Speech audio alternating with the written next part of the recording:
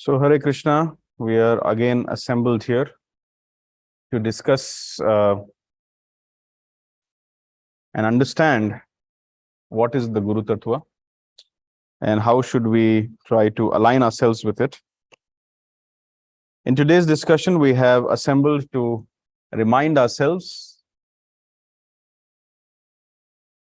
how to approach a spiritual master and how to serve a spiritual master, how to become a qualified disciple, and various such aspects.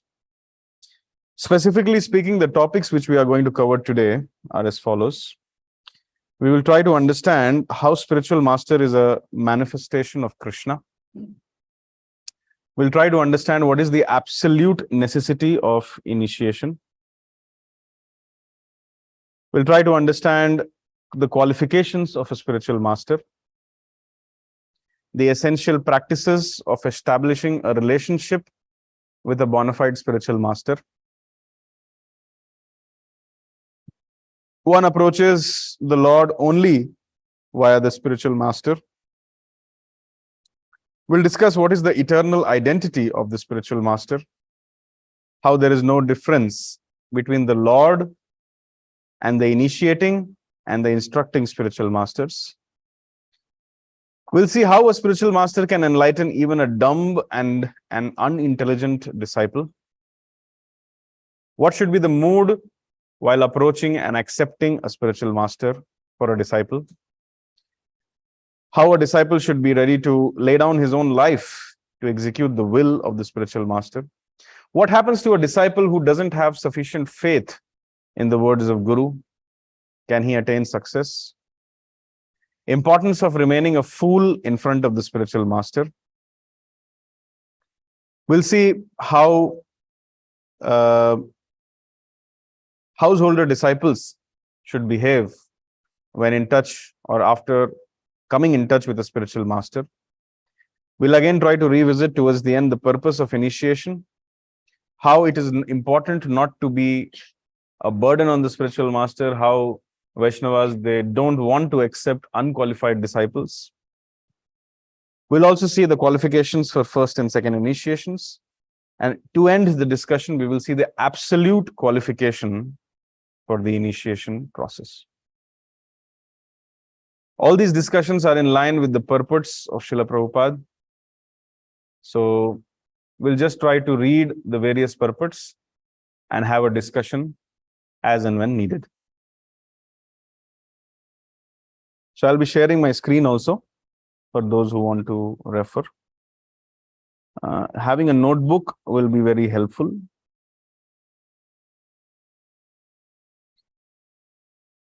So the first topic which we will discuss, how spiritual master, you can write down the heading, how spiritual master is a manifestation of Krishna.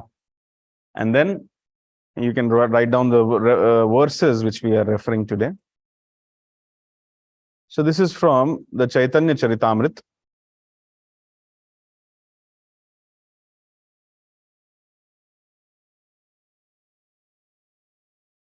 Caitanya Charitamrit, Adi Leela, chapter 1, shloka 45. Guru Krishna Rupa Haya Shastrera Pramane Guru Rupe Krishna ki Kripa Kare Bhakta Gane. Spiritual master is a manifestation of Krishna. How? What is the praman? Here is the praman.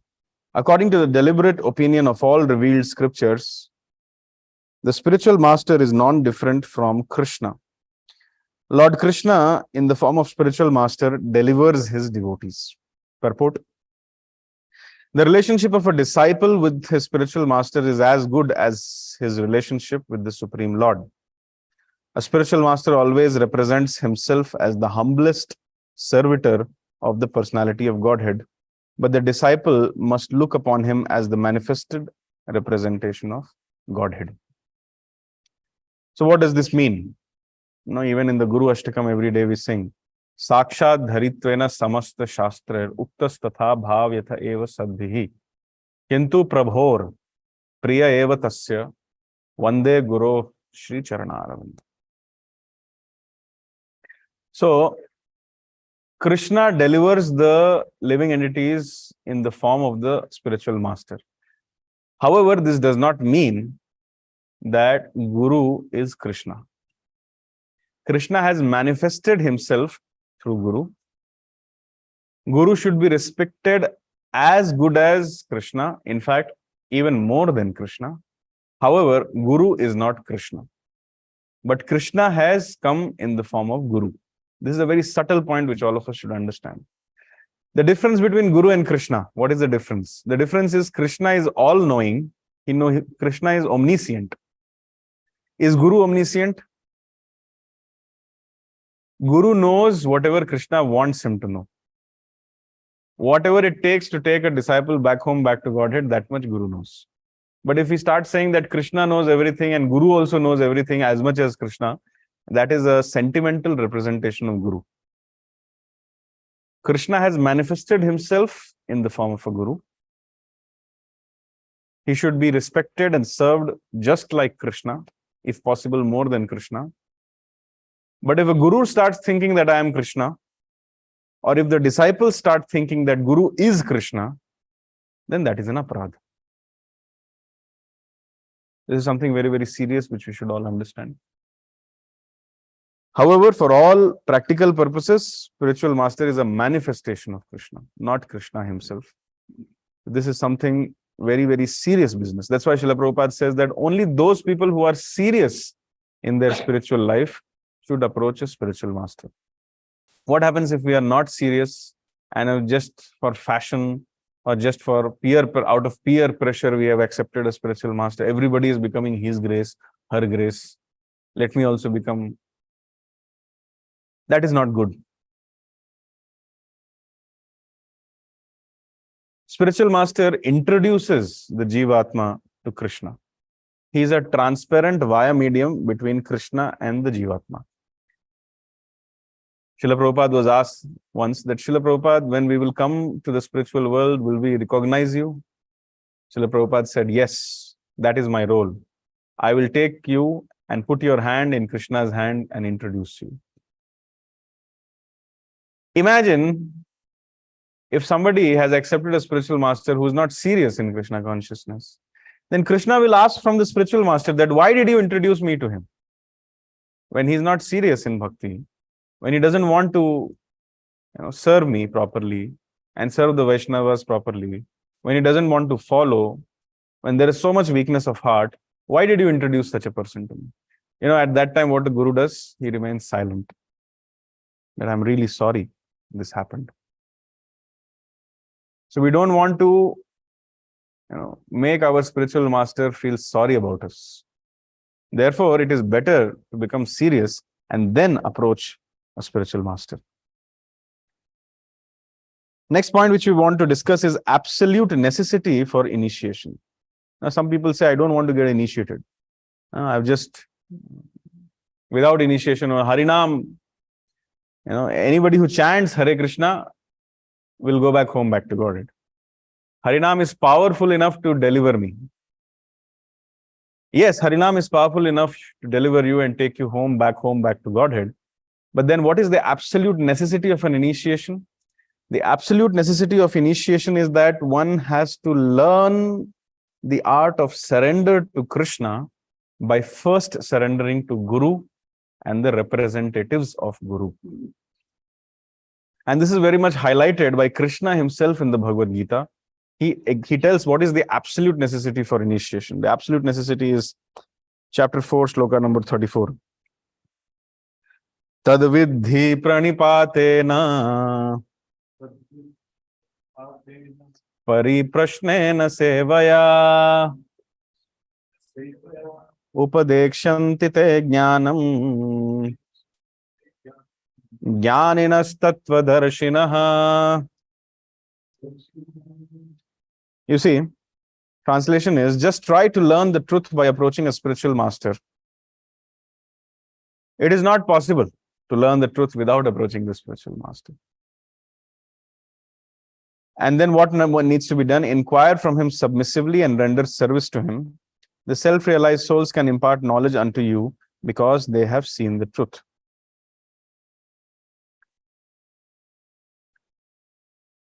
In the purport, if you carefully read, Srila Prabhupada, the translation says, approach a spiritual master, inquire from him submissively and render service to him. But in the purport, Srila Prabhupada changes the order. He says, approach the spiritual master, render service to him, then inquire. Not that first I will go and then first I will ask questions and become question answer, shastrarth, and then if I feel like I'll serving, no. Just trying to find that.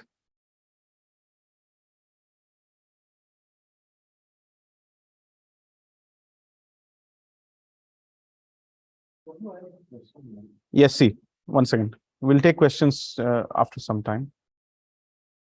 Satisfaction of the self-realized spiritual master is the secret of advancement in spiritual life. Before that, one has to approach a spiritual master to receive knowledge. Such a spiritual master should be accepted in full surrender. That means first you approach a spiritual master, then surrender to him, then render service, then ask questions. And one should serve the spiritual. You see the order.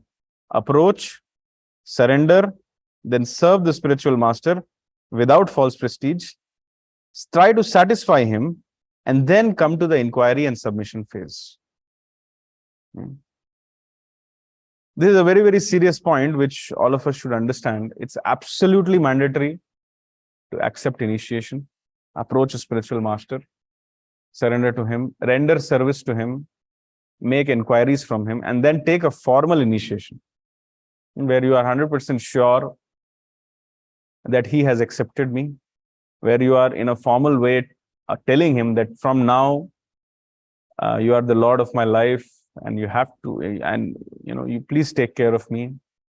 Receive some formal instructions in the presence of Vaishnavas, in the presence of fire, in the presence of the 10 directions, in the presence of the deities, in the presence of Krishna.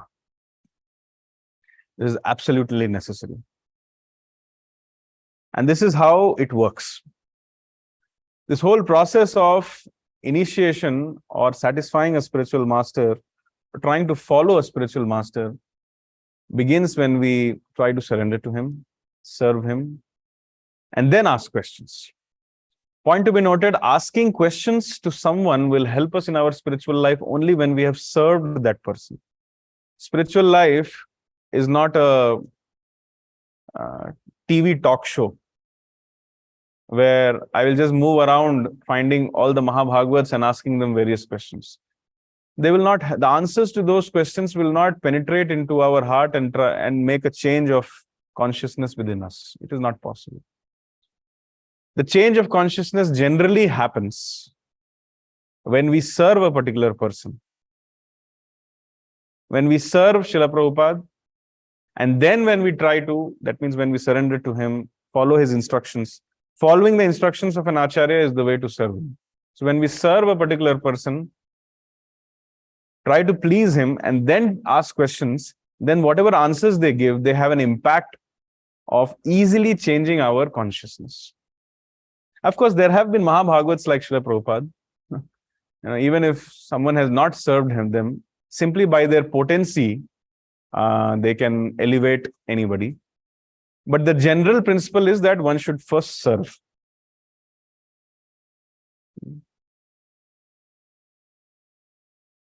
Nobody became a Mahabhagavat just by meeting Prabhupada once. A person became Mahabhagavat by serving Prabhupada. Of course, their spiritual life started when they met Srila Prabhupada. But after that, they served Srila Prabhupada, talked with him via his books, via his lectures, or via his Vapu association or Vani association, received directions and answers after service and after surrender. That is the way they became Mahabhagavats. So it's absolutely necessary to accept a spiritual master. Those who are thinking that without accepting a spiritual master simply by chanting Hare Krishna, I will learn the art of surrender, that is something which is unheard of in the Vedic scriptures. The next topic which we want to discuss is qualifications of a spiritual master. I mean, this is a very, very big topic, has been covered in various seminars, various Gita courses also. But I will just, because I want to cover the qualifications of a spiritual master as well as the qualifications of a disciple. So I'm just briefly touching upon the qualifications of a spiritual master.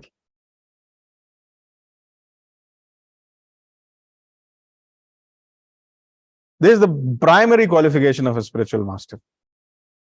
Yare dekha tare kah Krishna upadesha amaragnya guru hayya tarai desha. How should a spiritual master behave? This is the way he behaves. Instruct everyone to follow the orders of Lord Sri Krishna as they are given in the Bhagavad Gita and Srimad Bhagavatam. In this way, become a spiritual master and try to liberate everyone in this land.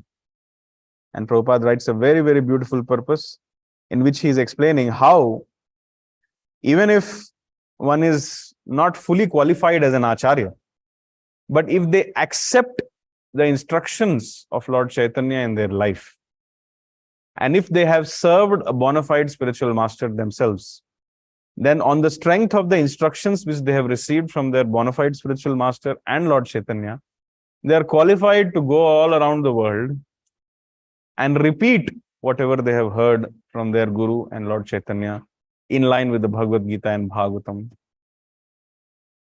That is the qualification of a Guru. A Guru is very eager to speak to everyone about the message of Krishna. A Guru is not eager to speak to anyone and everyone anything except Krishna consciousness. In fact, this is the symptom of a Guru. Whenever he speaks about Krishna. A Guru is addicted to Krishna. He is obsessed with Krishna. So whenever he opens his mouth, Krishna comes. He is asakta with Krishna. For example, when we are doing our japa, while doing our chanting, wherever our mind goes, that is where our asakti lies. And our prayer to Krishna is that please remove our asakti from those places and it should come to the sound vibration of Hare Krishna Mahamantra. It should come to the lotus feet of Krishna. So similarly, a Guru is very naturally and very spontaneously attracted to Krishna. And he's not just attracted in his words, he's attracted in his lifestyle, he's attracted in his actions, he's attracted in... that attraction becomes very evident in his dealings also. So that is something which we want to understand. This is the primary qualification of a spiritual master. Now, what are the essential practices for establishing a relationship with a bona fide spiritual master? I have taken initiation. Now, what should I do so that actually I feel that, yes, I'm a disciple and these are the duties which I should perform to feel my connection? Many people say, it's very sorry to hear. Like some people, they say that I'm not feeling connected with my spiritual master. My spiritual master is millions of miles away. I'm here. How do I feel connected? So it's very basic. 5 things we have to do. This principle of establishing a connection with the spiritual master for the rest of eternity will never change. This is from Chaitanya Charitamrita, Madhya Leela 22.115. Guru Padashraya Diksha Gurura Sevana Sadharma Shiksha Pricha Sadhu Marganugamana. This is the teachings of Srila Rupa Goswami. And if anybody does these 5 things, and their practice of the 64 angas of devotional service is a success. They have successfully established their relationship with their spiritual master. And by the mercy of their spiritual master, they'll become successful in pleasing their spiritual master also. What are these 5 things? On the path of regulative devotional service, one must observe the following items. Number 1, first step to establish a relationship with spiritual master. Number 1, one must accept a bona fide spiritual master first. This acceptance should be mutual. It's not that you in your mind, you accept it and you're sitting in one place. No. The Guru should also accept you. Yeah. Sometimes there are some people who call themselves as Srila Prabhupada's disciples. They have never seen Prabhupada. They have never served Prabhupada. They have derived an out of context understanding of the books of Srila Prabhupada.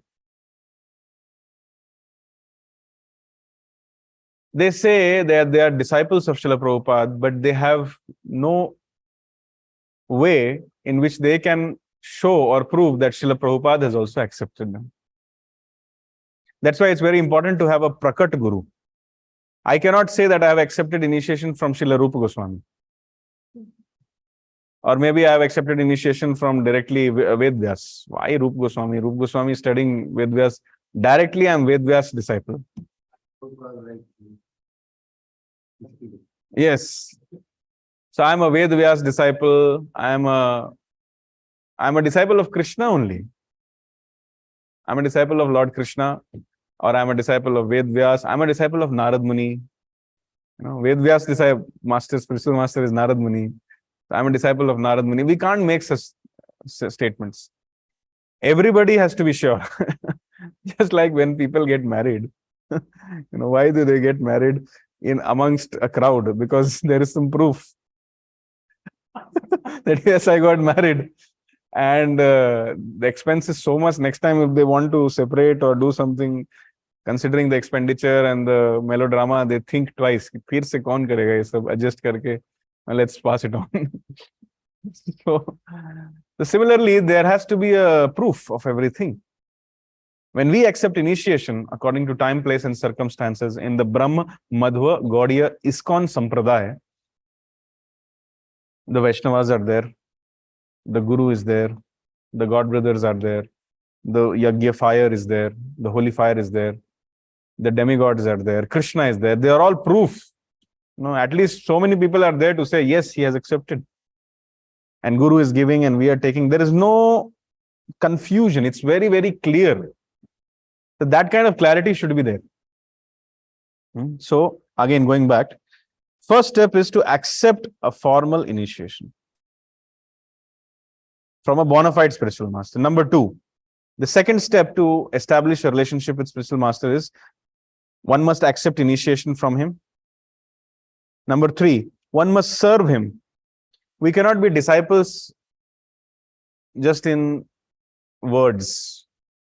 We cannot be lip disciples, just saying I am a disciple. If I'm not serving him, I don't care for the instructions of the spiritual master. How should I serve him? I can serve him by Vani or by Vapu.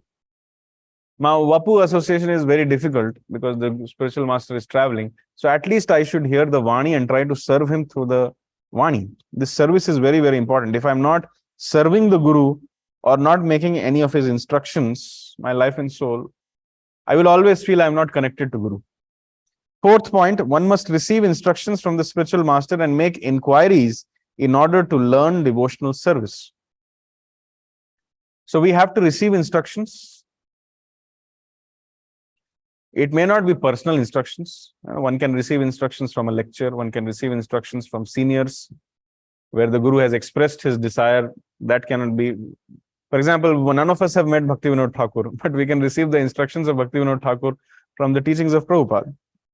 And then another very important part to feel connected to the spiritual master is to make inquiries, ask questions. Somehow or the other, present your mind, present your spiritual life, present your consciousness and ask something. Something you ask. Now, this is very, very important. Make some inquiries, either related to service or related to sadhana, or related to anything for that matter. Some inquiry should happen. And lastly, one must follow in the footsteps of the previous Acharya and follow the directions of this given by the spiritual master. This means that one has to learn to see the connection of their spiritual master with the previous spiritual masters, like Srila Prabhupada. He often was always meditating on the desires of Bhaktivinoda Thakur. And he made his disciples fulfill the directions of Bhaktivinoda Thakur also. So we have to see our spiritual master as someone who is in line with the previous spiritual masters, and then try to understand how can I please my Guru, and at the same time, how can I be very greedy to fulfill the desires of the previous acharyas also. If we do these 5 things, then we will feel a connection with Guru. These 5 principles for the rest of eternity are not going to change. So let's try to understand that this is the only way to establish a relationship with a bona fide spiritual master. Next, which we want to discuss is that we can approach the we can approach Krishna only via the spiritual master. There is no way in which we can approach the Lord Krishna directly. One of the examples which comes to my mind is the example of Raghunath Das Goswami while he was staying in Jagannath Puri. He was there under Swarup Damodar. And he, whatever inquiries he wanted to make to Lord Chaitanya, he always went via Swarup Damodar. He never asked anything directly to Lord Chaitanya. And Lord Chaitanya also told that you will be under Swarup Damodar. And when he makes an inquiry also, he doesn't go to Lord Chaitanya directly. He tells Swarup Damodar that you please ask this question to Lord Chaitanya. And Lord Chaitanya said, Arey, I've already put you under Swarup Damodar. He knows better than me. He can tell you everything which you need to know. But since you have asked, so I will tell you. And then he starts the discussion. Bhala na khaibe, bhala na paribe. He gives those instructions to him. The point which I'm trying to make here is that Krishna speaks through the spiritual master. Whatever a spiritual master needs to know and tell the disciple to take him back home, back to Godhead, Krishna tells that to the spiritual master, inspires that in the heart of the spiritual master. So therefore, the best way to approach Krishna and understand what Krishna wants me to do is to approach the spiritual master. It's very nicely told in one of the scriptures. I think it's Padma Purana. Let's see the reference. Lord Krishna is telling, see, this is Chaitanya Charitamrita, Madhya Leela 11.28. There it is mentioned, Ye me bhakta janaha partha, name bhaktas tachate janaha, mad bhaktanam chaye bhaktas, te me bhakta tamamatah. I'm sorry, I forgot to share my screen. Those who are my direct devotees are actually not my devotees. But those who are the devotees of my servant are factually my devotees. Now, who is the most confidential servitor of Krishna? In this context, it's the Guru. Nikunja yonu ratikeli siddhyaye yayali bhir yuktir apekshaniya tatrati daksha ativallabhasya. Very expert in serving Radha and Krishna. So Guru is very, very expert. Until unless we become a devotee of Guru, until unless we become surrendered to Guru, until unless we try to understand that for all things we have to approach Guru and the instructions of Guru, become dependent on Guru, rather, factually it means become dependent on the mercy of Guru. Until unless we have this kind of culture in our spiritual life, we can never have any experience of Krishna.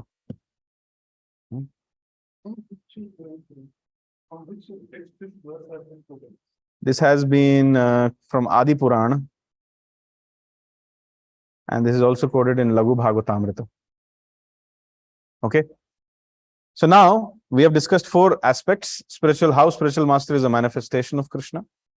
We discussed what is the absolute necessity of taking initiation. We understood the essential practices for establishing a connection with one's spiritual master. We understood that we can approach Krishna only via the spiritual master. Now we are going to discuss what is the eternal identity of spiritual master. There are various discussions in this aspect, but I would like to just keep it brief.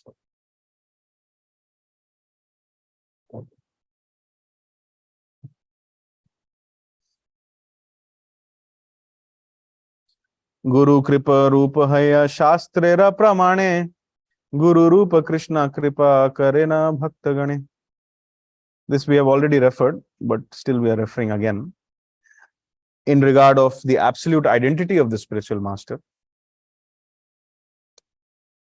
Spiritual master is non-different from Krishna. Lord Krishna, in the form of the spiritual master, delivers his devotees.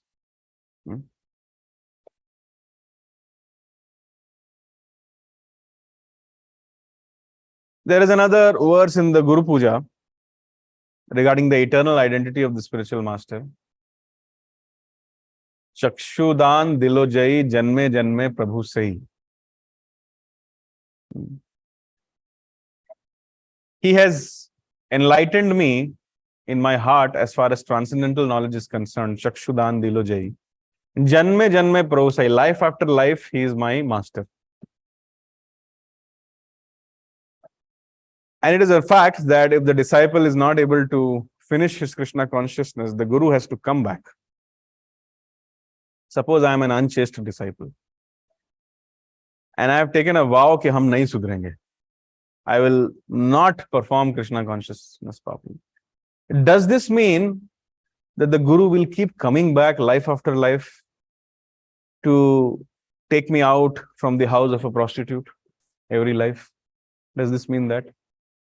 Suppose I have taken initiation and I have become a rascal, and for next 10 lifetimes I am not deciding to become serious, left Krishna consciousness. Does it mean that my spiritual master or the same spiritual master whom I have taken initiation from will keep coming back just for me? The answer is no. I mean, it's very unfair. Chakshudan dilojai janme janme prabhu se. We are talking here about the Guru Tattva. Because you see this verse where Krishna says, Krishna delivers.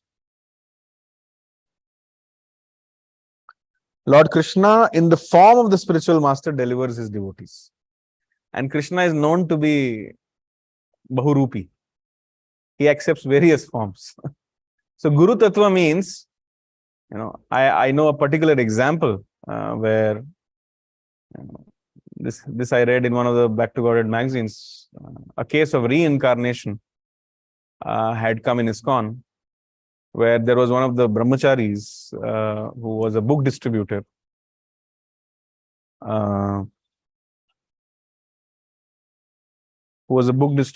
And very much nicely engaged in Sankirtan. But somehow he developed affinity or some kind of attachment for one of the Indian ladies who used to come to the temple. And he was distributing some books and his car met with an accident. And he was a new devotee, so his practice was not very mature. And considering his asakti, he could not think of Krishna at the time of death. And he thought of the lady. So in his next life, he becomes a lady who looks very similar, or rather quite similar, more or less same as the lady whom he thought of. But Krishna, after this lady grows up and gets married, even before she gets married, arises spontaneous attraction in her heart for the teachings of Prabhupada. She gets attracted, she starts going to ISKCON. She receives initiation from His Holiness Bhakti Charu Swami Maharaj. She's a disciple. And after all this, Krishna gives her the memory of past life. She's seeing some places, some incidents happening, some temple, some books. So she asks her husband to let's go to that place and find out why am I getting. Then the whole journey starts where she discovers everything. She even meets the lady whom she thought of in her previous life while dying. And how, she almost had the same tendencies which she had as a person in the previous life. So this is the meaning of Janme Janme Prabhu Sai.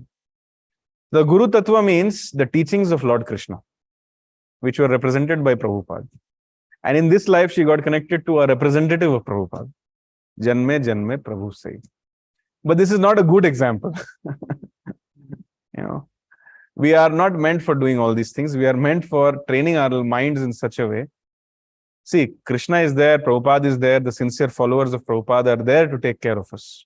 That movement of Lord Caitanya is there to take care of us. But we should, Srila Bhaktisiddhanta Saraswati Thakur used to say that I don't see any reason why my disciples cannot go back home, back to Godhead in just one life by chanting Hare Krishna Mahamantra. So we should be very serious.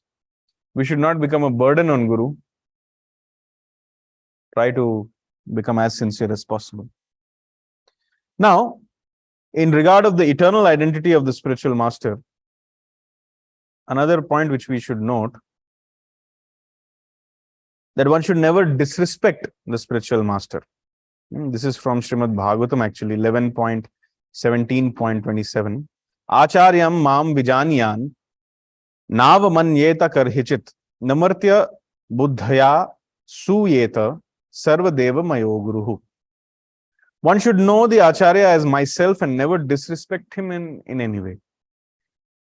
Very important. Sometimes we become envious of our own guru also. Till now, I'm envious of my colleague. I'm envious of my, friends, brothers, sisters.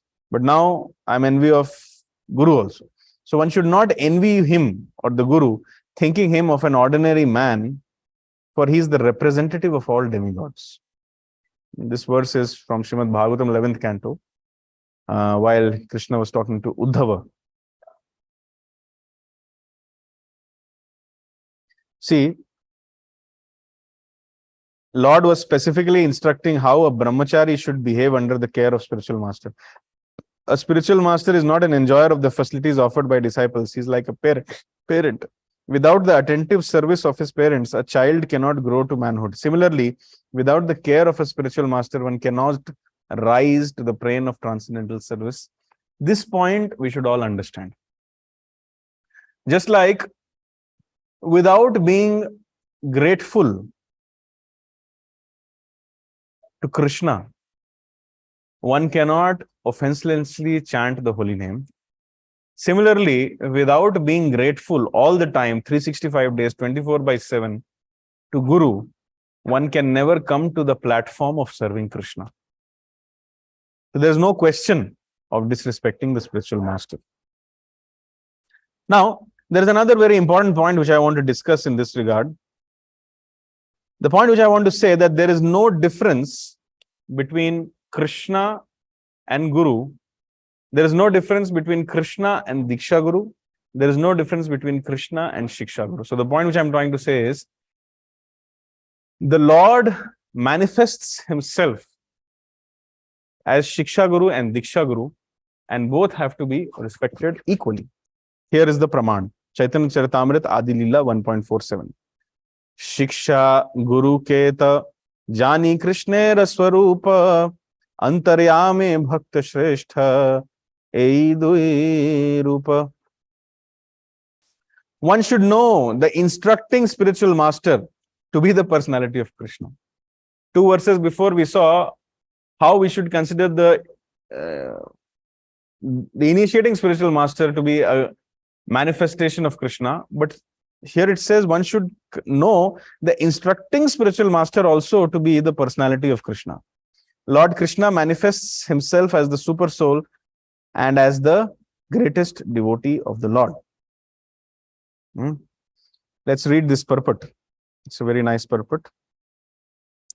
Srila Krishnadas Kaviraj Goswami states that the instructing spiritual master is a bona fide representative of Sri Krishna.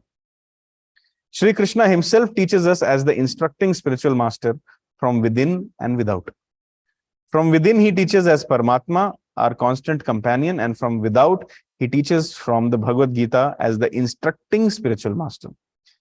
Now, Prabhupada is very clear. There are 2 kinds of instructing spiritual master.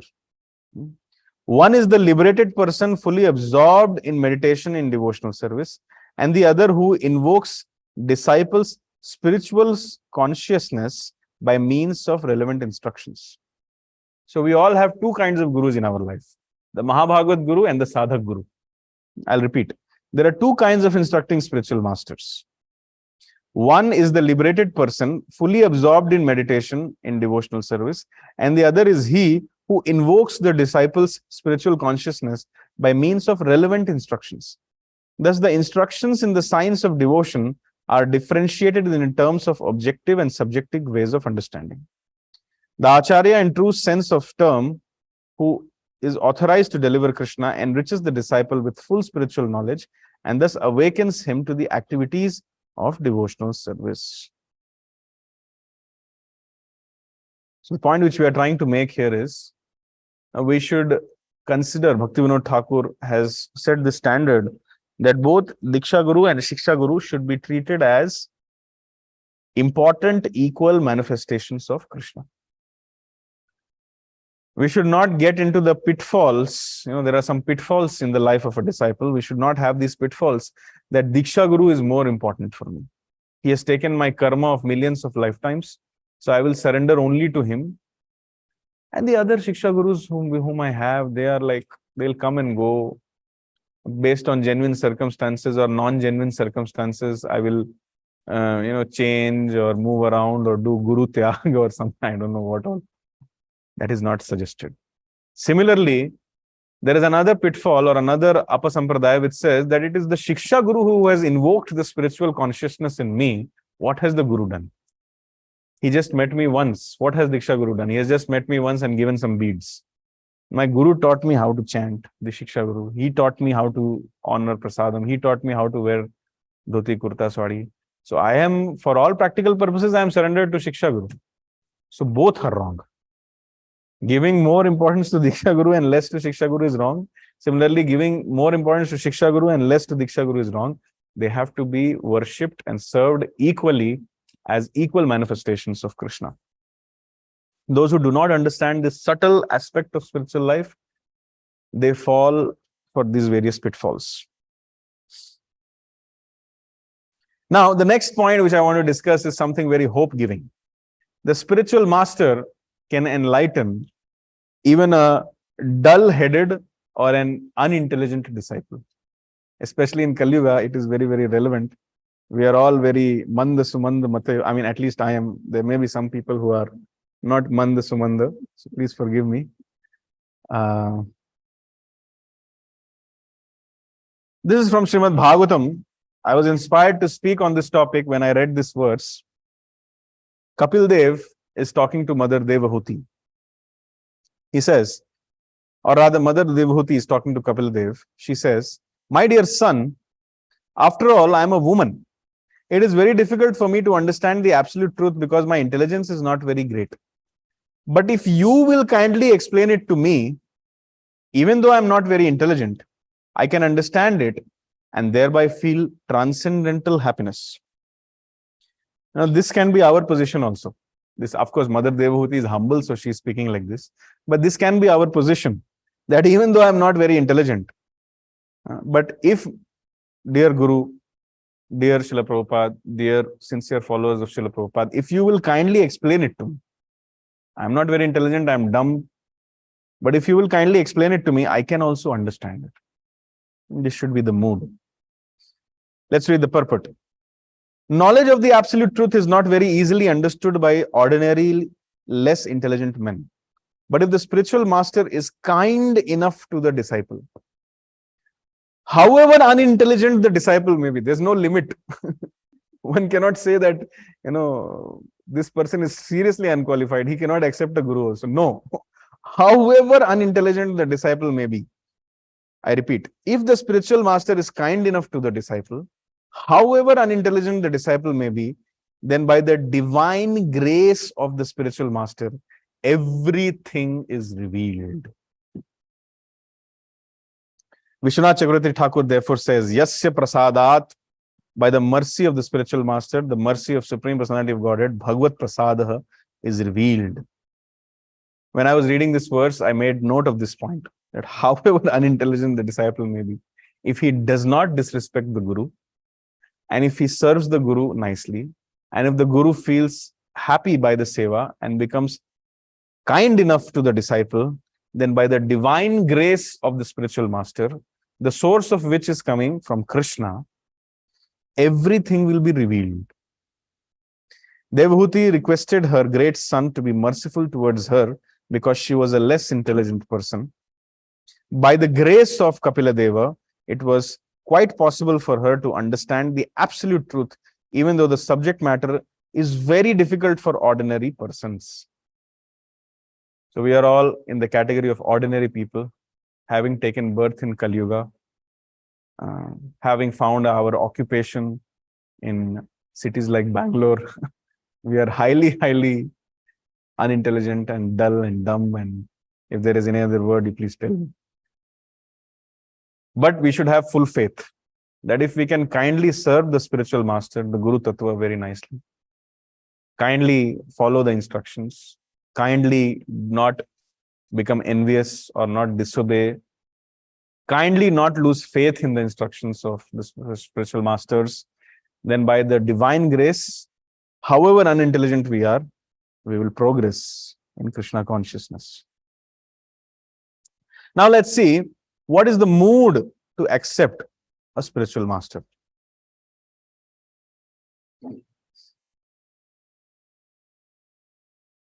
Whenever I talk about the mood to accept a spiritual master, I remember the occasion when Sanatana Goswami has approached Lord Caitanya. Many of us are aspiring to approach a spiritual master. Many of us have already approached a spiritual master. But this should be the mood.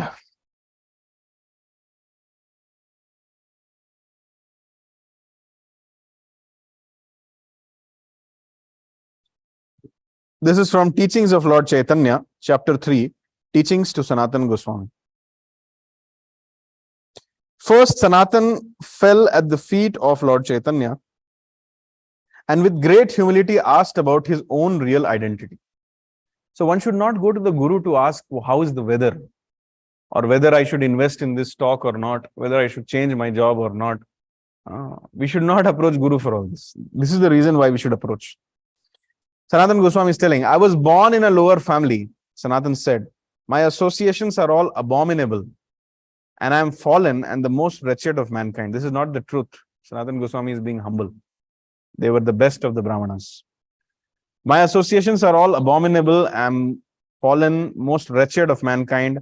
I was suffering in the dark well of material enjoyment and I never learned the actual goal of my life. Indeed, I do not even know what is beneficial for me. Listen to this point now. Although in the mundane sphere, I am what is known as a very greatly learned man, Pandita Manina. I am in fact such a fool that I also think that I am learned. That means people are telling me, aap to Pandit hai. And I am accepting also what these fools are telling me. Yes, I am a Pandit. Now you have accepted me as your servant and you have delivered me from the entanglement of material life. Now please tell me, what is my duty in this liberated state? If you think of the Bhagavatam is also very similar. Parikshit Maharaj asks Shukdev Goswami, what is the duty of a man in general? And what is the duty of a dying man? Similarly, what is my duty now that you have accepted me as your servant? As a disciple, what should I do? So, we have to be very humble and think ourselves of very low and really feel that also. First, I should fully convince myself that I am an absolute, unqualified, abominable person. And then in that state of natural humility, I should approach the Guru and ask him for some instructions. From this plea, we can understand that liberation is not the final word in perfection. So from this, we should also understand that the initiation is not the final word in spiritual life. There must be activities in liberation. So there must be activities after initiation also. Sanatana clearly says, you have saved me from the entanglement of material existence. Now after liberation, what is my duty? Okay, Guru Maharaj, you have taken me at the transcendental platform, introduced me to Krishna, connected me to the Guru Parampara. Now what should I do? Kindly explain it to me. Sanatana further inquired, who am I? Why are the threefold miseries always giving me trouble? And finally, please tell me, how can I be relieved from this material entanglement? I do not know how to question you about advancement in spiritual life, but I beg that you kindly, mercifully let me know everything I should know. Just see. This is the humility that, my dear spiritual masters, I don't even know what to ask from you. You kindly let me know everything that I should know. Parikshit Maharaj also says the same thing to Shukdev Goswami. That please answer all the questions which I have asked and also give me answers to those questions which I have not asked. That's how you should, that's the mood of approaching a spiritual master. So Prabhupada says, this is the process of accepting a spiritual master. One should approach a spiritual master humbly, submit to him, and then inquire from him about one's spiritual progress. And you should read this chapter to understand how the conversation or the relationship further progresses.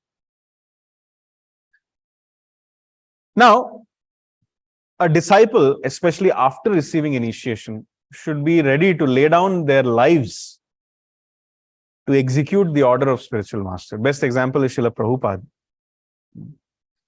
His spiritual master wanted him to print books, and he was printing this Back to Godhead magazine. Once, somebody owed him some money. They took some magazines and they did not return. They didn't give the Lakshmi in return. So Prabhupada, in that advanced stage, in that hot sun, he went to the house of that person and was waiting for a very, very long time that he will give me the Lakshmi. And in the meantime, in that hot sun, a cow or an ox came and hit Prabhupada. And it was such a hot day, the cow hit, Prabhupada fell down, the cow or the ox, it walked away, and Prabhupada was knocked down unconscious for hours in that hot sun. Now, why Srila Prabhupada is doing all this? Because his spiritual master wanted him to do. He could have died. If the cow will put 1 foot on his body, everything is finished. Very recently, some big gathering was happening somewhere, and they didn't make a covering, and it was a very sunny day. Some 10,000 people came for that gathering, and the information which we got was that 10 to 12 people died out of sunstroke. So the point which I'm trying to say is that the spiritual master's instructions are the life and soul of a disciple. Let's try to read something about it from Srila Prabhupada's books. Are we just doing lip service to Guru, or how serious should we be? This is from that section where Mother Sati, not having been able to tolerate the insult of Lord Shiva in the arena of Daksha Prajapati, she commits suicide by burning her body with fire coming from yoga practice. Text number is Srimad Bhagavatam 4:28-50. Thank you for asking the reference.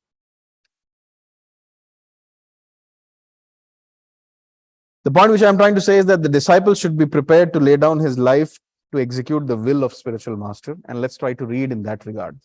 Translation. She then prepared a blazing fire with firewood. Sorry, this is not Mother Sati. This is the case of Prithu Maharaj. Prithu Maharaj's wife Archi. Prithu Maharaj has passed away, and Mother Archi is there all alone in the forest, and she's preparing the funeral pyre of Prithu Maharaj. And then she becomes a sati along with Prithu Maharaj. Now, Srila Prabhupada has connected the mood of sati to the mood of an ideal disciple. Please take note. She then prepared a blazing fire with firewood and placed the dead body of her husband upon it. When this was finished, she lamented severely and prepared herself to perish in fire with her husband. In the second paragraph, Srila Prabhupada writes, this indicates that a devotee wife must be prepared to act in such a way.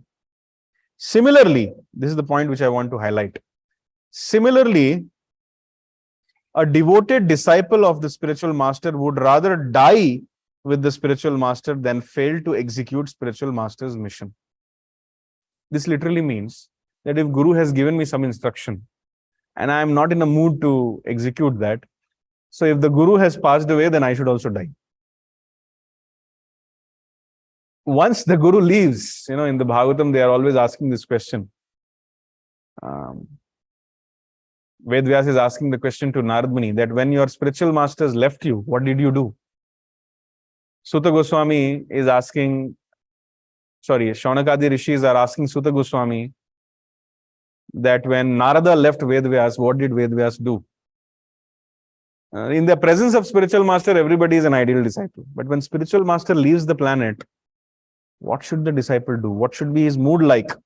That is answered here. First of all, a devoted disciple of spiritual master would rather die with the spiritual master than fail to execute spiritual master's mission. If I am not as the real inheritance, I repeat, the real inheritance of a disciple is to inherit the mission of Guru. If they are unable to do that, when the Guru dies, you also die. If you want to live After your guru, you should have the mission of guru with you. As the Supreme Personality of Godhead comes down upon this earth to re-establish the principles of religion, so his representative, the spiritual master, also comes to re-establish the religious principles. It is the duty of the disciples, please take note, it is the duty of the disciples to take charge of the mission of the spiritual master and execute it properly. Otherwise, the disciples should decide to die along with the spiritual master. In other words, to execute the will of the spiritual master, the disciple should be prepared to lay down his life and abandon all personal considerations. I have not brought this discussion here just to make everybody feel depressed. I'm just trying to make everybody understand that initiation is a serious business. Your life does not belong to you once you get initiated. Your property does not belong to you once you get initiated. Everything belongs to Guru. And if the Guru says, do this, and if it requires giving up one's personal considerations, personal opinions, personal life, or for that matter, whatever it is, one should be ready to do it. If there is some difficulty, one can always very submissively ask questions and have clarifications. But please understand that once we get initiated, we lose all independence. And if Guru says this should be done, even if it means that I have to give up all my personal considerations and even my life, I should be ready to do it. That is the meaning of a qualified disciple. Initiation is not a joking business. So we should at least, some people are very flimsy, very frivolous in terms of initiation. Le liye. Once in a year, I'll write the Vyas Puja offering, ho gaya. After that, I'm busy in my life. Guru is busy in his life. I'm busy in my life. Anyways, Chakshudan dilo jai, janme janme Prabhu say. No. The spiritual master is very serious to take you back to Godhead. Similarly, one should be very serious to establish their relationship with Guru by being ready to sacrifice their even life and all personal opinions and personal considerations. Sometimes giving up life is easier, but giving up personal opinions is not easy. So that also has to be given up in the service of Guru. That is the meaning of an ideal disciple. And if we cannot do this, then when the Guru quits his body, you also quit the body. Become Sati with Guru. That's the meaning. I'm not here to depress anybody. I'm just talking to myself also. That initiation is a very serious business. The spiritual master continues to live in the missionary mood of his disciple. So, all the disciples, they are the representatives of their own spiritual masters. So we should be very, very serious about such things. The next point which I want to discuss is what happens to those disciples who do not have faith in Guru. Now, Guru is not different from his instructions. What happens to those disciples who lack faith in the instructions of the spiritual master? Can they ever attain success? Sometimes when Lord Caitanya said, Prithvi yata ache nagaradi gram sarvattar prachar hoibe moranam. Now, many Vaishnavas at one point of time, they used to say, the word Prithvi means Bengal. And in Bengal, everywhere we have to go and promote Krishna consciousness. They didn't have full faith in the words of Lord Chaitanya. Similarly, my spiritual master has ordered, make Bangalore a Krishna conscious city. That means there should be at least 1 lakh devotees in Bangalore. Now, if I feel, Guru Maharaj has came here, something he had to say to encourage, so he has given. Prabhupada said, expand preaching unlimitedly. So this is an unlimited instruction. He went and told, I'll try. I'll do something here and there in my apartment and a little bit outside my apartment, neighbor door. Something I'll do. Making Bangalore Krishna conscious 1 lakh devotees, is an exaggeration. So if I have this kind of attitude, I can never become successful in my spiritual life because I lack faith in the instructions of my Guru. Just like Krishna never gives us a test which we cannot pass, similarly, Guru will never give us an instruction which we cannot do. Even if we are unqualified to fulfill the instructions of Guru, the very moment in which we, with a sincere heart, take up the responsibility, irrespective of our qualification, the moment in which we take up the sincere responsibility of executing Guru's mission, irrespective of our qualifications or disqualifications, in that very moment, Guru empowers us to do that instruction, to fulfill that instruction. It's all about empowerment. If we seriously take it up, we can do it. We can do it. It took one single disciple of Srila Bhakti Siddhanta Saraswati Thakur Prabhupada to make the whole world Krishna conscious. Imagine if we have a society of pure devotees. It took one pure devotee. If we have a society of pure devotees, what is not possible? What to speak of Bangalore? We can make whole India, whole planet, whole universe. Some of us can become so advanced that demigods will call us. ठीक है, अभी थोड़ा इंद्रलोक में आके preaching कर लो, थोड़ा उधर कुंभी park में चले जाओ, थोड़ा चंद्रलोक में चले. We can make the whole universe Krishna conscious. There is no limit to the empowerment which we can receive from Guru, provided we are surrendered, serious, and missionary about the mission of Guru. So what happens to those disciples who don't have faith? Let's try to see that.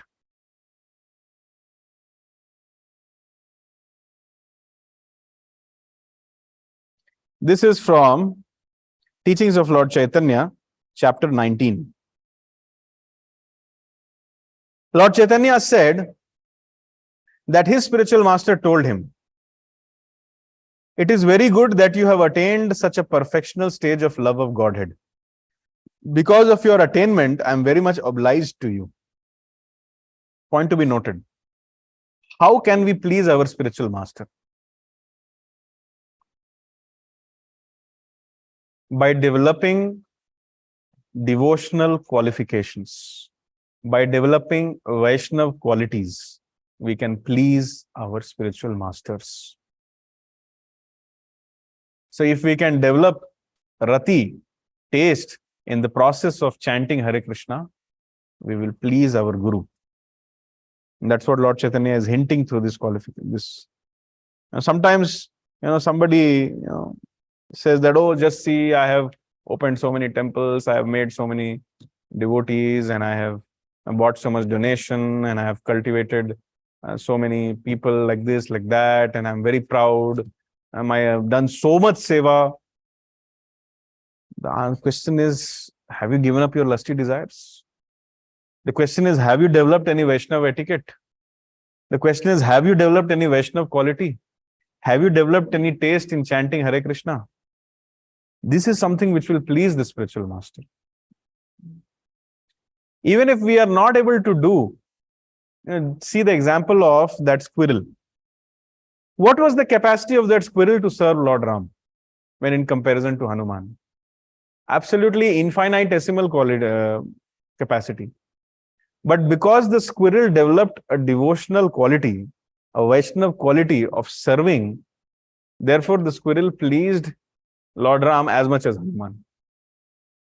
So not all of us are supermen. We cannot do great services. Maybe, may not be. We aspire, but the sure short way of pleasing Guru is to develop Vaishnav qualities, Vaishnav sadachar, Vaishnav etiquette, and definitely we please our Guru when we get taste in chanting of Hare Krishna. Coming to having faith in the instructions of Guru,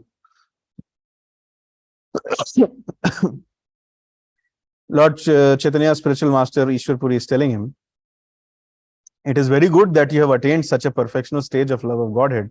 Because of your attainment, I am very much obliged to you. The father becomes more enlivened when he sees his son advance beyond himself.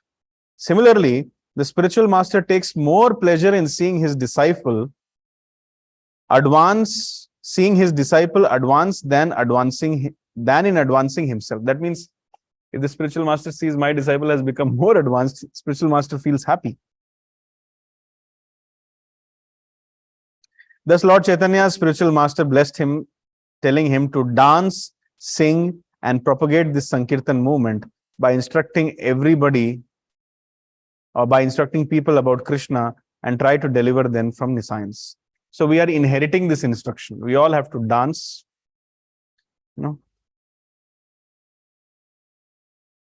we all have to sing, and we all have to propagate this Sankirtan movement by learning the philosophy and instructing everybody about Krishna and trying to deliver them from nescience.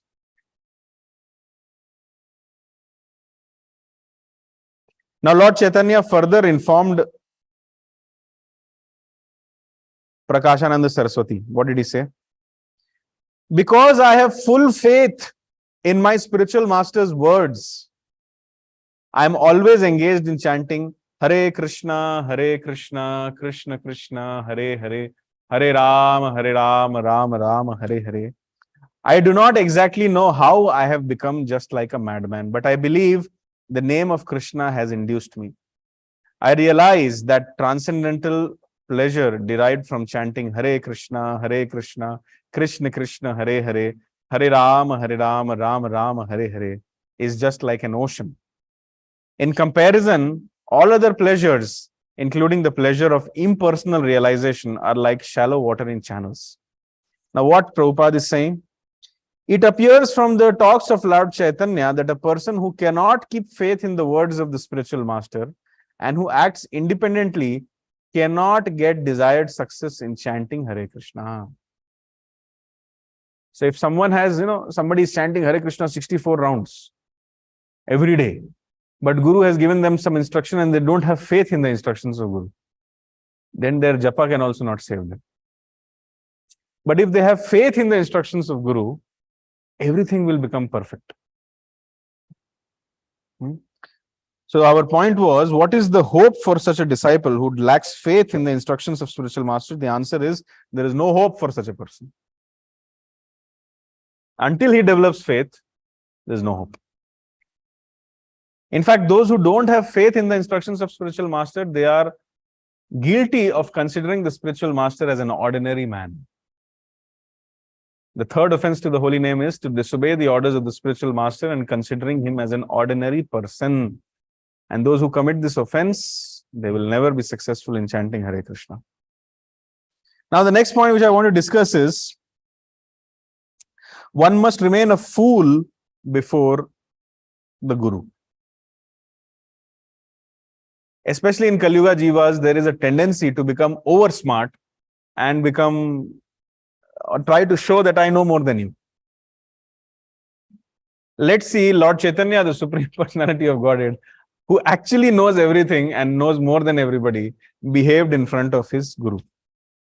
Murkha tumi, tumara nahika, Vedanta dhikara, Krishna mantra japa sada, ei mantra sara. Now, Lord Chaitanya is talking to the reference of this verse. Keep asking me, otherwise I'll forget. Chaitanya Charitamrita Adi Leela 7.72. Maybe in the YouTube link, we can give reference to all these verses which I'm quoting. Lord Chaitanya, who was known as Nimai Pandit, everybody knew that he is the greatest scholar of the whole creation. He is telling that his spiritual master told him, Murkha tumi, tomara, Nahika Vedanta dhikara, Krishna mantra japa sada, mantra sara. The spiritual master of Lord Chaitanya told him, you are a fool. He said, you are not qualified to study the Vedanta philosophy. And therefore you must always chant the holy name of Krishna. This is the essence of all mantras or Vedic hymns.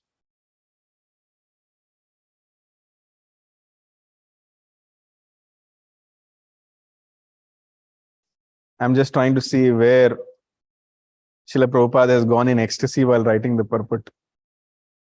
Yes, here it is. Only the fools give up the service of the spiritual master and think themselves advanced in spiritual knowledge.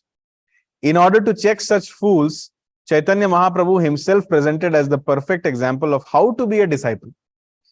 A spiritual master knows very well how to engage each disciple in a particular duty. But if a disciple, thinking himself more advanced than his spiritual master, gives up his orders and acts independently, he checks his own spiritual progress. Because the golden rule of spiritual life is the secret of advancement in Krishna consciousness depends upon the satisfaction of a bona fide spiritual master. So this point they are forgetting. So every disciple must consider himself completely unaware of the signs of Krishna and must be always ready to carry out the orders of the spiritual master to become competent in Krishna consciousness. A disciple should always remain a fool before his spiritual master. Therefore, sometimes pseudo-spiritualists accept a spiritual master who is not even fit to become a disciple because they want to keep him under their control. This is useless for the spiritual realization. This is a very nice purport. Srila Prabhupada is in absolute ecstasy here. Please try to read it. But the essence is, there is another occasion where Ishwar Puri, he asks Nimai Pandit that, you see, I have written one composition. Can you just give me some comments on it? Tell me if I need to correct something. Now, Nimai Pandit is a great scholar. He can defeat anybody and everybody based on his whims and fancies. The way he defeated Digvijay Pandit, Keshav Kashmiri, and others. From that, it is very clear that he can just play. And whatever he says is the final verdict. But Lord Chaitanya said that, see, what you have written is a devotional composition.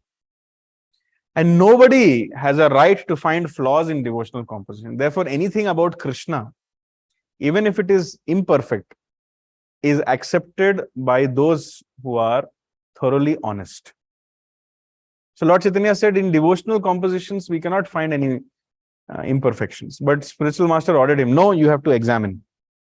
So just to fulfill the order of the spiritual master, he said that this word here can, this is repetitive, or you can use another word. The spiritual master proved him wrong. No, you are a fool. You don't know. I have written that on purpose. The real reason why I've written is this. And Lord Chaitanya said, yes, thank you very much. So he remained a fool in front of the spiritual master. That is very, very important. The moment we give up our behavior or timidness or the foolish behavior, or rather we assume a very advanced position in front of the spiritual master, that very moment the spiritual progress is checked. Because even if a spiritual master sees, oh, this person is very advanced and acting very advanced in front of me and not asking me, not checking with me, then the spiritual master feels, okay, let him take care of himself. A very nice anecdote in this regard is very humbly presented by His Holiness Tamal Krishna Goswami Maharaj. His Holiness Tamal Krishna Goswami Maharaj had the habit of saying, I know. So Prabhupada would tell him, Tamal, you have to go there and do, I know. But after this, I want this to be done. I know. Okay, I think all these devotees should have prasad now. I know, Prabhupada. So one day Prabhupada told him, looks like you already know everything. I should stop giving you any instructions now. Then Tamal Krishna Maharaj realized he was not saying it because he actually knew it. He was just saying it out of habit. In his mind, he was always a fool in front of spiritual master, but his speech was not disciplined. So then he immediately stopped saying, I know. Whole his life, he never said, I know for anything. So he always used to say, Krishna knows. So one should always remain a fool in front of a spiritual master. Otherwise, the spiritual progress is checked. Keep thinking that you are advanced and you will not progress.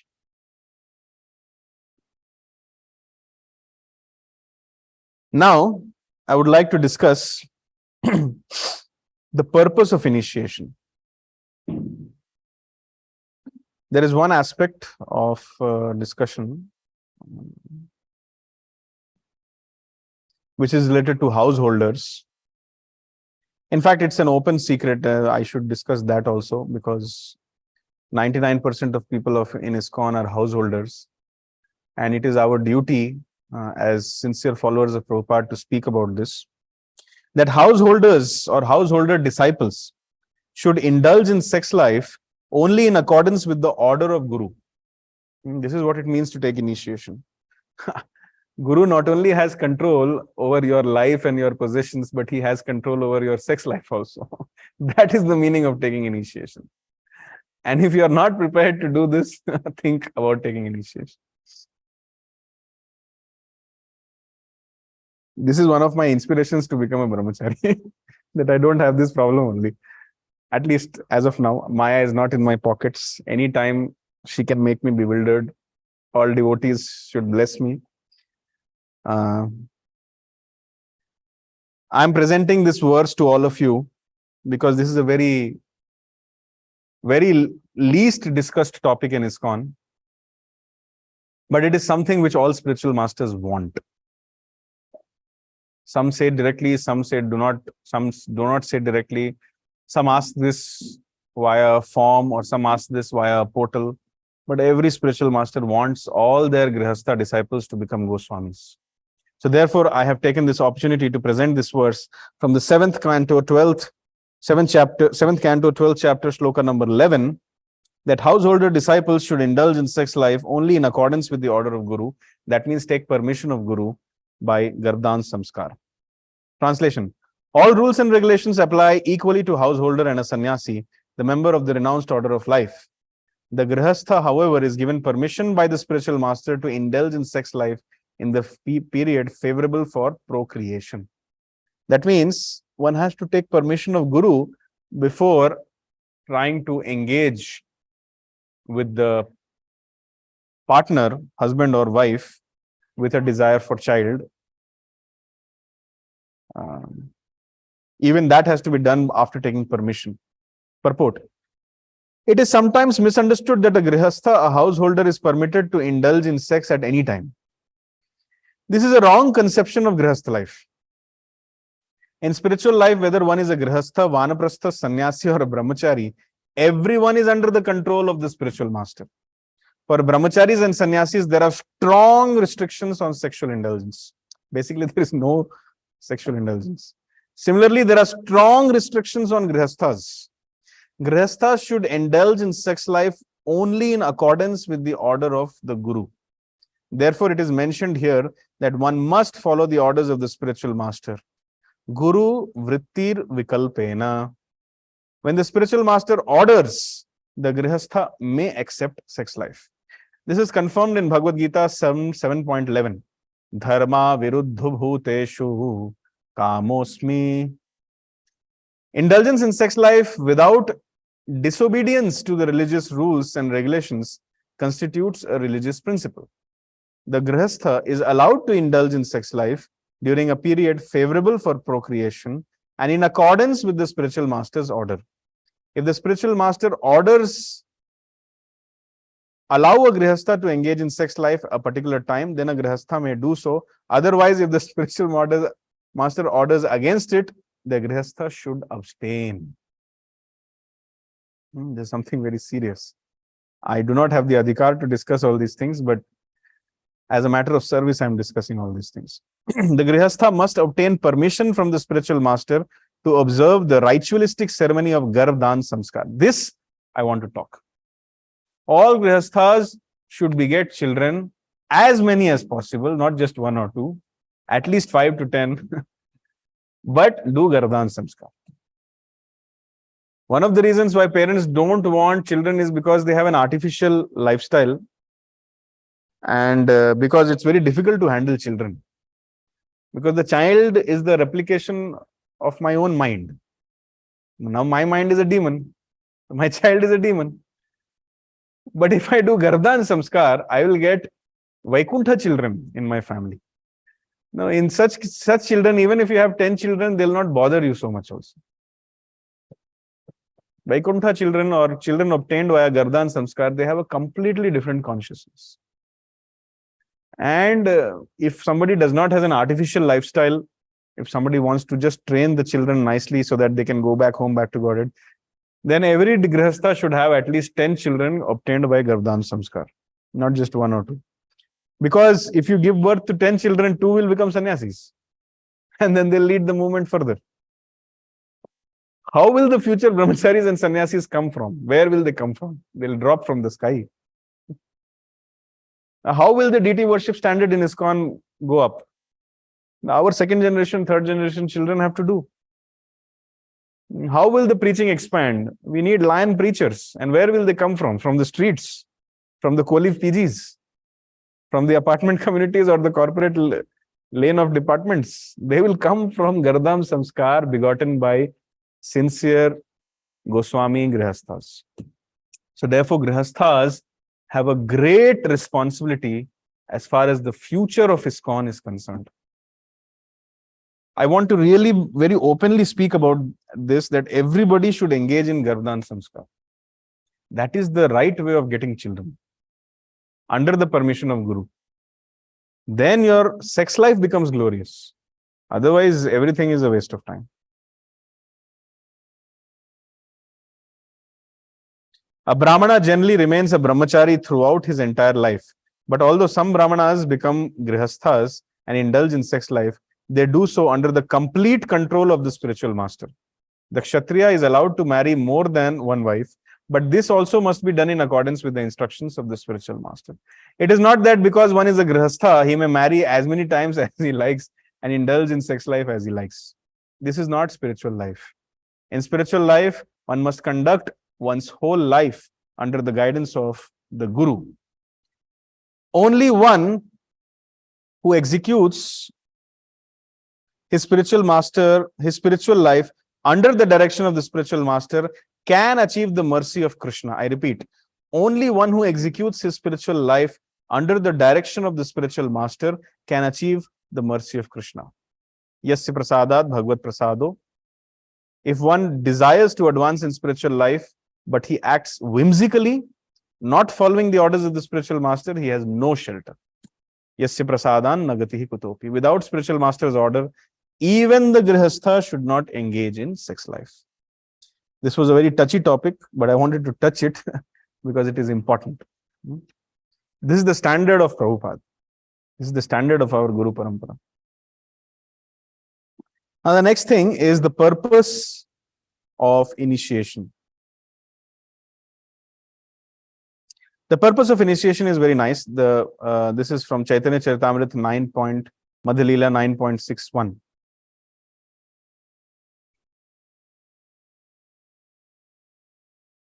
In the purport, Srila Prabhupada says, it is the spiritual master. We are discussing the purpose of initiation, why we should take initiation. Answer is here. It is the spiritual master who delivers the disciple from the clutches of Maya by initiating him into the chanting of the Hare Krishna Mahamantra. In this way, a sleeping human being, can you get my charger, please? In this way, a sleeping human being can revive his consciousness by chanting Hare Krishna, Krishna Krishna, Hare Hare, Hare Rama, Rama Rama, Hare Hare. In other words, the order of the spiritual master awakens the sleeping living entity to his original consciousness so that he can worship Lord Vishnu. This is the purpose of Diksha or initiation. It's very clear. Just see. We are discussing what is the purpose of Diksha. This is the purpose. That means we are in a Sushupta Avastha. We are in a sleeping state. We don't know who we are, what is our sambandha with Krishna, for what purpose we have come here in the material world, the prayojan we don't know, and how to again go back home, back to Godhead, abhidheya, we don't know. We are sleeping. In this way, a sleeping human being can revive his consciousness by chanting Hare Krishna, Krishna Krishna, Hare Hare, Hare Ram, Ram Ram, Hare Hare. In other words, the spiritual master awakens the sleeping living entity to his original consciousness so that he can worship Lord Vishnu. This is the purpose of Diksha or initiation. Initiation means receiving pure knowledge of spiritual consciousness. Now, Vaishnavas they do not accept unqualified disciples. So we should not be unqualified disciples. Chaitanya Charitamrita Adi Leela 12.50. Pratigraha kabhuna karibe raj dhana vishayira anna khaile dushta haya mana. Translation: Advaita Acharya, my spiritual master should never accept charity from rich men or kings, because if a spiritual master accepts money or grains from such materialists, his mind becomes polluted.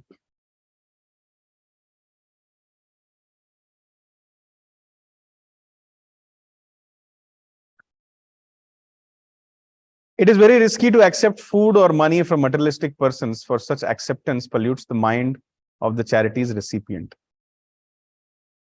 According to the Vedic system, one should not give charity, to sannyasis and brahmanas, because one who thus gives charity becomes free from sinful activities. Formerly, therefore, brahmanas would not accept charity from a person unless he was very pious. Now also some brahmanas, they don't eat in everybody's house. They don't take charity from everybody. But some brahmanas, some Vaishnavas, they are super merciful. They are ready to take so much trouble just to uplift one person in Krishna consciousness. Lord Chaitanya Mahaprabhu gave this instruction for all spiritual masters. Materialistic persons who are not inclined to give up their sinful activities like illicit sex, intoxication, gambling, and meat eating sometimes want to become our disciples. But unlike the professional spiritual masters who accept disciples regardless of their condition, Vaishnavas should not accept such cheap disciples. One must at least agree to abide by the rules and regulations for a disciple before a Vaishnava Acharya can accept him. At least this much. Whatever rules and regulations Guru is telling, at least that much you have to follow. Otherwise, don't approach for initiation. In fact, a Vaishnava should not even accept charity or food from persons who do not follow rules and regulations of Vaishnava principles. Many times people come, Prabhuji, ye le lijiye, Prabhuji, wo le lijiye. We should not be eager to do that. However, some Vaishnavas, they are very merciful. Despite knowing everything they take, but whatever they take, they don't use it in their service, they use it for Prabhupada. Now, finally, I would like to end today's discussion by formally announcing or telling all of you what is the qualification for first initiation in ISKCON and second initiation in ISKCON, and what is the absolute qualification of initiation. These two topics I will discuss, and then we can take any questions and we will close the discussion. Qualification for first and second initiation. This is from, see, whatever I am saying, it is not from some document or article. It is all from Prabhupada's purport. This is from Chaitanya Charitamrita Madhya Leela 24.330. Guru Lakshana Shishya Lakshana Dohara Parikshana Sevya Bhagavan Sarva Mantra Vicharana. Translation: your book should describe the characteristics of a bona fide guru and the bona fide disciple. Then, before accepting a spiritual master, one can be assured of the spiritual master's position. Similarly, the spiritual master can also be assured of the disciple's position. The Supreme Personality of Godhead, Krishna, should be described as the worshipable object, and you should describe the Bij mantra for the worship of Krishna as well as that for Rama and for other expansions of the Supreme Personality of Godhead. I would like to go to that section of the purport where Srila Prabhupada tells formally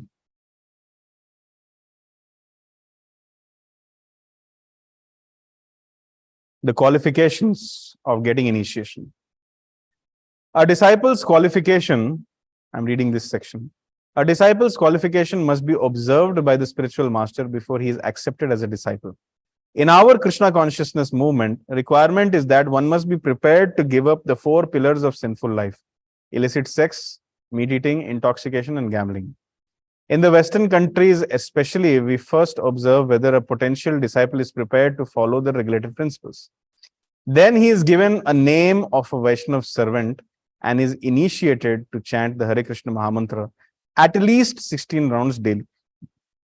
In this way, the disciple renders devotional service under the guidance of the spiritual master or his representative at least for 6 months to 1 year. That means you receive first initiation, where you take a vow to follow the 4 regulative principles and at least chant 16 rounds of Hare Krishna Mahamantra and any other further instructions which Guru has given. And after 1 year of taking first initiation, he is then recommended for a second initiation, during which a sacred thread is offered and the disciple is accepted as a bona fide Brahmana. Brahmana means you are allowed to enter the Garbhagriha in any ISKCON temple, or you can cook for the deities, or you can do yam yajnas, like that. Basically, when the spiritual master sees that someone, after receiving first initiation, has become pakka, nobody becomes a liberated soul on the day of initiation. You have to practice, and it takes a lot of practice to come to the level of a Brahmana. And when the spiritual master sees, yes, here is the qualification, become very stable in chanting Hare Krishna and following the instructions, then he is accepted as a Brahmana. And so at least 1 year of Harinam Diksha. And if you may so desire to do deity worship and cook for the deities, then you can take second initiation also after 1 year. This is from Prabhupada's books. Of course, some changes are there. Some spiritual masters say 6 months, some say 2 years, some say 3 years, some say 1 year. But the point is that some time is there between Harinam and Brahman Diksha. Srila Bhakti Siddhanta Saraswati Thakur therefore introduced a system of giving sacred thread to a bona fide Vaishnava who were following in his footsteps.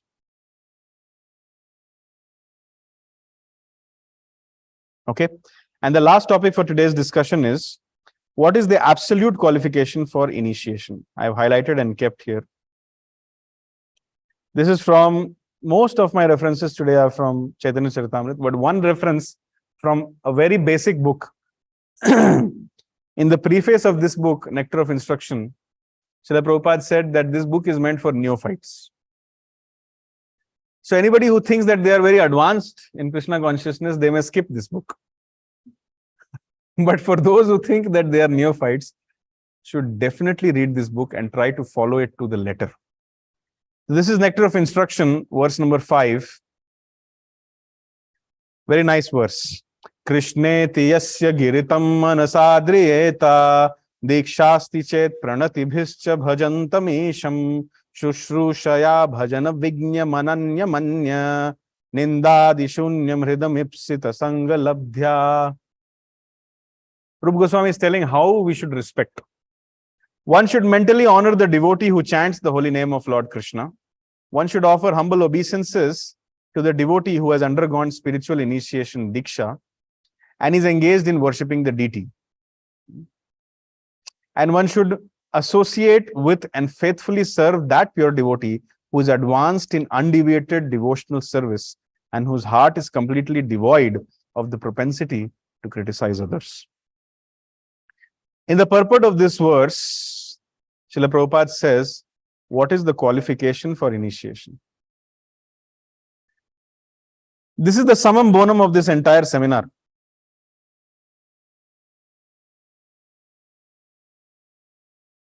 Or the seminar of the entire discussion. Sorry, I just missed my notes. Yeah, this is the absolute qualification for initiation. By Diksha, one gradually becomes disinterested in material enjoyment and gradually becomes interested in spiritual life. This is the summum bonum of initiation. This is the absolute qualification for initiation. This is what the spiritual master expects. This is what the spiritual master demands.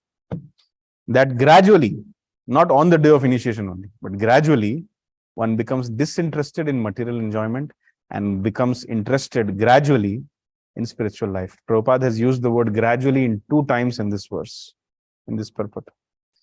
We have seen many practical examples of this, especially in Europe and America. Many students who come to us from rich and respectable families quickly lose all interest in material enjoyment and become very eager to enter into spiritual life. Although they come from very wealthy families, many of them accept living conditions that are not very comfortable. Indeed, for Krishna's sake, they are prepared to accept any living condition as long as they can live in the temple and associate with the Vaishnavas. Now, please take note. When one becomes so disinterested in material enjoyment, he becomes fit for initiation by the spiritual master. So we should all assess ourselves. Have I become disinterested in material enjoyment? If my desire is to go on increasing my number of cars and my number of flats and my number of dresses and my number of market purchases and my number of XYZ, probably I'm not very fit for initiation. I should assess myself also. When one becomes so disinterested in material enjoyment, he becomes fit for initiation by the spiritual master. For the advancement of spiritual life, Srimad Bhagavatam 6.1.13 prescribes, Tapasa brahmacharyena shamena cha damena cha. When a person is serious about accepting Diksha, he must, please see the word, he must be prepared to practice austerity. That means getting up, having a cold water bath. Celibacy, that means engaging in sex life under a spiritual master's order or not engaging completely. And control of the mind and body. If one is so prepared and is desirous of receiving spiritual enlightenment, divyam jnanam, he is fit for being initiated. Divyam jnanam is technically called tadvijnana, or knowledge about the Supreme. Tadvijnartham sa gurumeva bhigachet. The highest quoted verse of Srila Prabhupada is Sarva Dharman Parityajya. And this is the second highest verse quoted. Tad Vijnarnartham sa gurumeva vigachyet. When one is interested in the transcendental subject matter of the absolute truth, I repeat, when one is interested in the transcendental subject matter of the absolute truth, then he should be initiated. Such a person should approach spiritual master in order to take Diksha. Srimad Bhagavatam 11.321 also prescribes Tasmad Gurum Prapadyeta Jignasuhu Shreya Uttamam. When one is actually interested in the transcendental science of the absolute truth, he should approach a spiritual master. Here is a warning. One should not accept a spiritual master without following his instructions. No one should accept a spiritual master just to make a fashionable show of spiritual life. One must be jignasu, very much inquisitive to learn from the bona fide spiritual master. The inquiries one makes should strictly pertain to transcendental science. Jignasuhu Shreya Uttamam. The word Uttamam refers to that which is above material knowledge. Tama means darkness of this material world, and Ut means transcendental. Generally, people are very interested in inquiring about mundane subject matters. But when one has lost such interest and is simply interested in transcendental subject matters, then he is quite fit for being initiated. When one is actually initiated by the bona fide spiritual master, and when he is seriously engages in the service of the Lord, then he should be accepted as a Madhyam Adhikari. So this is the final conclusion or the absolute qualification for initiation. So with that, I conclude my humble presentation of meditations on Guru Tattva. We discussed various aspects. We discussed, some, I will not reiterate everything, but some things which we discussed was understanding of how spiritual master is a manifestation of Krishna, absolute necessity of initiation, qualifications of a spiritual master, how to feel that connection with the spiritual master, how one should approach the spiritual master first, then via him we should approach Krishna.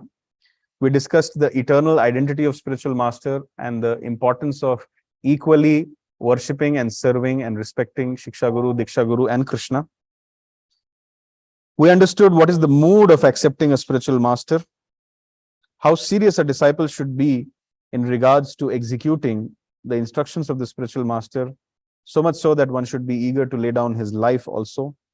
What happens to a disciple if they don't have faith in the instructions of spiritual master?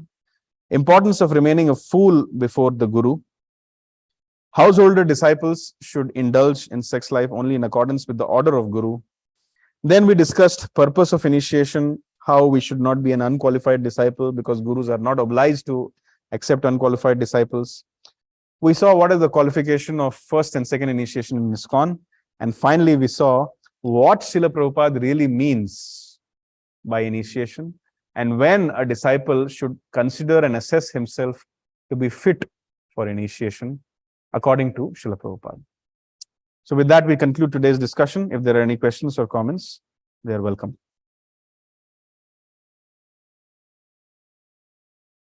Any questions? You had some question to ask.